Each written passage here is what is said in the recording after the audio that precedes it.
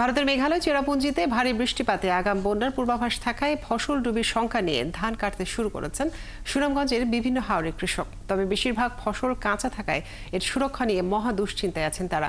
এদিকে ধান পাকার সাথে সাথে দ্রুত কেটে নিতে কৃষকদের আহ্বান জানিয়েছে জেলা প্রশাসন। ধান ঘরে না তোলা পর্যন্ত জেলা প্রশাসন, পানি উন্নয়ন বোর্ড ও কৃষি বিভাগের সব কর্মকর্তার সরকারি ছুটি বাতিল করা হয়েছে। শহীদ নূর আহমেদের তথ্য ছবিতে প্রতিবেদন। ধান কাটা শুরু হলেও সুনামগঞ্জের হাওরের বেশিরভাগ জমির ধান এখনো কাঁচা। কৃষকরা বলছেন পুরো ধান পাকতে আরো 1 সপ্তাহ দরকার। কিন্তু এরই মধ্যে বড় দুঃসংবাদ দিয়েছে আবহাওয়া অফিস। 18 এপ্রিল থেকে টানা 1 সপ্তাহ ভারী বৃষ্টি হতে পারে। এতে বন্যার ভয় রয়েছে। পাশাপাশি রয়েছে বাঁধ ভেঙে ফসল ডুবির শঙ্কা। তাই দ্রুত ফসল কেটে নেওয়ার পরামর্শ দিচ্ছে প্রশাসন।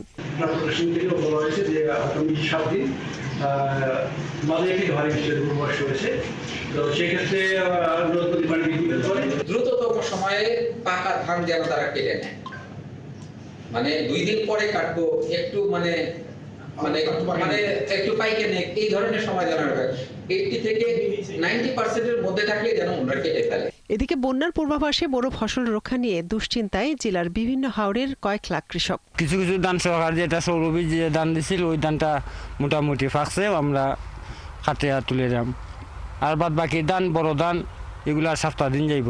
তখন যদি বানাই টানি তুই সব ধান লইয়া দিব, খাসা ধানি রাখবো কি করি, এটা তো বাঁচাইবার কিচ্ছু না। ধান বর্তমানে আউরের বেশিরভাগ ধানে খাঁচা রয়েছে, যেগুলা ফাঁকছে আমরা হাটেরাম, আর যেগুলা খাঁচা রয়েছে এগুলা ফাঁকতে আরো সপ্তাহ 10 দিন লাগবে।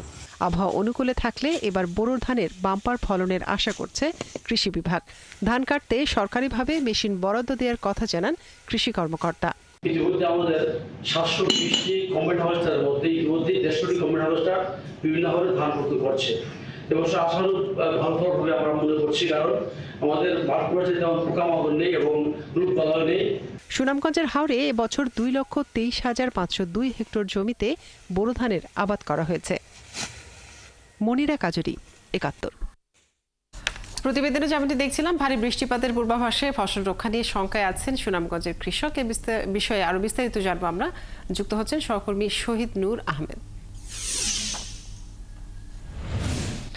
শহীদ নূর, আজ আবহাওয়া কেমন রয়েছে? আজ থেকে তো বৃষ্টি হবার কথা, তো কি অবস্থা দেখছেন এবং ফসল রক্ষায় কৃষকদের কি পরামর্শ দিচ্ছে কৃষি বিভাগ? ধন্যবাদ আপনাকে। দেখুন, প্রতিবেদনটিতে যেমনটা বৃষ্টিপাতের কথা আমরা জানাচ্ছিলাম, একটু জানিয়ে রাখি, আমি এখন সুনামগঞ্জের যে হাওরটিতে আছি, অর্থাৎ সুনামগঞ্জের সকল হাওরেই ধান কাটা শুরু হয়েছে। তবে গতকাল থেকে বৃষ্টিপাত হওয়ায় এখনো কিন্তু বৃষ্টিপাত হচ্ছে। আপনি দেখতে পাচ্ছেন আমার পেছনে যে হাওরটি আছে, এখানে ধান কাটছিলেন সকাল থেকে কৃষকরা, কিন্তু বৃষ্টিপাত হওয়ার কারণে অনেকেই জমি থেকে উঠে গেছেন। অর্থাৎ বলা যায় যে পানি উন্নয়ন বোর্ডের যে পূর্বাভাস তারা জানিয়েছিল যে উজানে বৃষ্টিপাত হবে 18 তারিখ থেকে, আসলে বৃষ্টিপাত কিন্তু গতকাল থেকেই শুরু হয়ে গেছে। এতে কৃষকদের মধ্যে শঙ্কার কথা যেমনটা বলবো, যেহেতু এখনো পর্যন্ত হাওরে ধানের যে রেশিও, পাকার যে রেশিও, তা এখনো পর্যন্ত আসলে শতভাগ পাকেনি।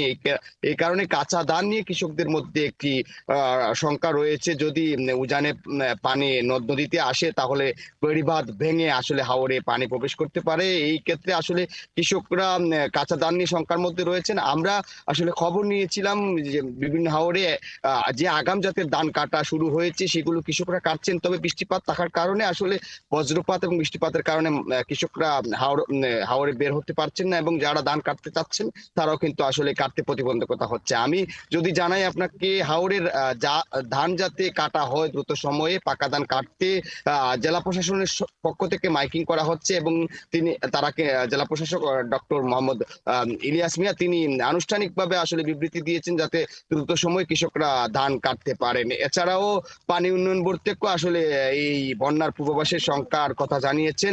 তবে আমি যেটি আপনাকে জানাচ্ছি, জানতে চাই, কৃষকরা বলছেন যদি ধান না পাকে তাহলে তো তারা কাটতে পারবে না, কাঁচা ধান কাটার ক্ষেত্রে আসলে তাদের মধ্যে একটি দূরত্ব রয়েছে। তো দ্রুত সময়ে ধান কাটতে তারা চেষ্টা করছেন। এক্ষেত্রে আসলে শ্রমিক সংকট রয়েছে আসলে হারভেস্টার মেশিনের সংকট।